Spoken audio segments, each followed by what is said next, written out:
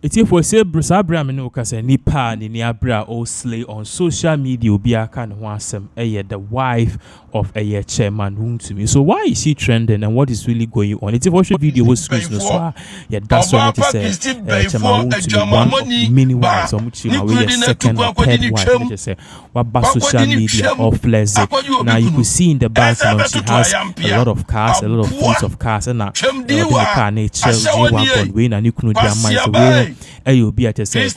or chief Yaswan the sky said she's in town and she is one of the beloved people they say and the countryman and a chairman Wontumi. Now one of the things you have to notice that Ghana about social media and people are saying this is the first time honestly we are seeing anything of Chairman Wontumi on social media, so Nigeria coming on social media to flaunt the wealth and other things. But for those of you among share full video, no, in voice need to know how this beautiful man was slaying a man could be I started bringing a whole lot of the way. Babaka, a new update on the same issue Mamo on this particular platform.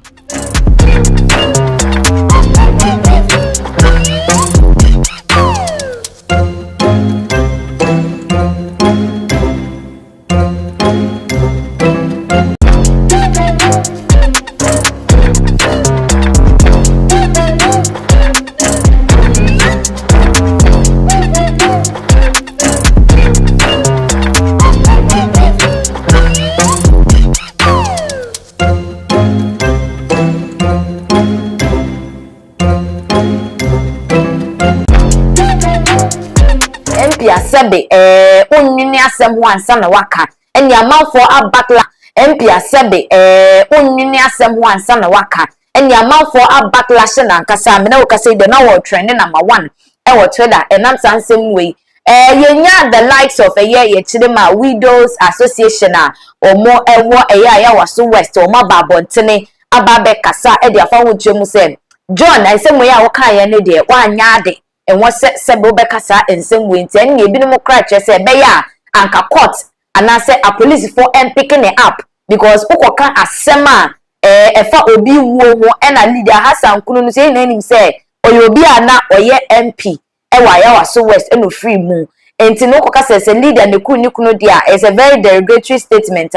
ebi no just say sa na tie da ye was a damn parent in the boys wo mo pick a John Dumelo up na onu akasa eba be training nsemu ebere wo se leader kunu kwan ofa sukuu no any information bi asebe ebetimi hold leader at the John ede atono so ntesa so dia ene ebi no kra che se wo se leader esu for defamation and other lawsuit ebetimi dia bono ewo ne nsemu ya akwa we ebi no che se this is so uncalled for. How can we vote for somebody like this to be a president in this current state? A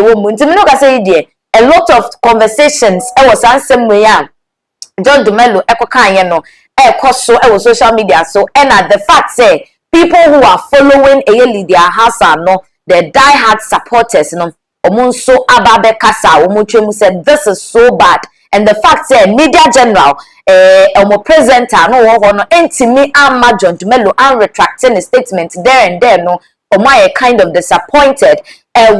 media general mo asabedie ye hwese ensem ne ebekwa kodru hin ba ye disi no na John Dumelo ababontene a said waba betchemu say he didn't mean to say whatever he said but ebinu just said this is not enough asem no waka he knew what he was saying say ya dedia waka enene de waka amano epie bedwem ebusiafo ye be mo update e was sa ensem we John Mahama.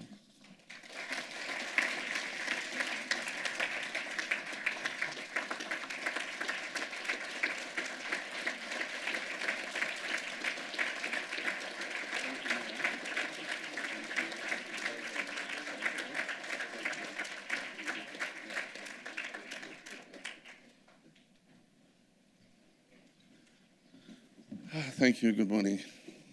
I'll say that I'm honored to be here today at this conference with such a fascinating and esteemed group of participants and attendees. I arrived 2 days ago from Ghana. I traveled by air over a route that an untold number of slave ships with their human cargo packed tightly like spoons, have sailed again and again and again. When flying over the Atlantic Ocean, regardless of the time of day, the flight attendants will dim the cabin lights and lower the window blinds. Because of this, I never think to look out of the window. It never occurs to me that I'm being transported over the Middle Passage, which is perhaps the largest graveyard of formerly enslaved people in the world. During the 3+ centuries of the transatlantic slave trade,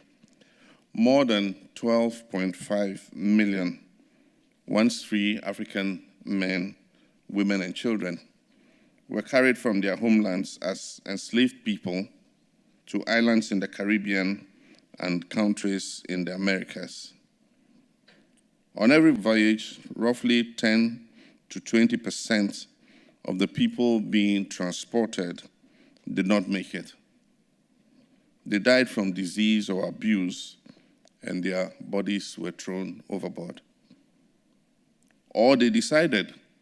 that death would be preferable to whatever fate lay ahead of them, and so they jumped overboard. My speech today was meant to focus on loss. I wanted to speak of the unimaginable loss of human resources that the continent of Africa has suffered because of the transatlantic slave trade. Every developing nation knows that regardless of how much gold or oil or timber or cocoa or any other natural resources you might have, its citizens are in fact its best resource. Think of the loss that the African continent suffered as its warriors, its farmers, its hunters, its carpenters, its jewelry makers, tailors, griots, seamstresses, chiefs, doctors and other healers, architects, artists, philosophers, etc., were lined up with shackles and chains at their ankles and wrists, then boarded onto slave ships and carried across the waters, where they were forced to use all of those skills that they possessed to build another nation, to build several other nations, none of them on the African continent. That's the irony, isn't it? When the Western world uses the words like poor and developing to describe African nations, when they try to make Africans feel inferior, meanwhile, people of African descent have served as the economic and cultural backbone of nearly all Western nations. Meanwhile, people who made some of the greatest inventions of the Western world are of African descent. I had planned in my speech today to quantify the loss, specifically in financial terms.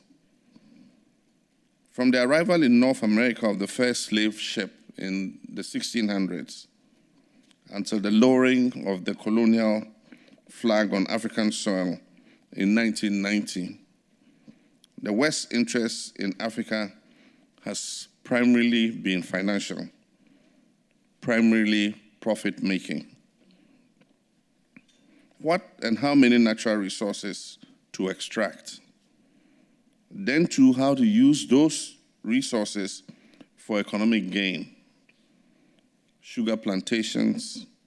cotton fields, construction, cooking,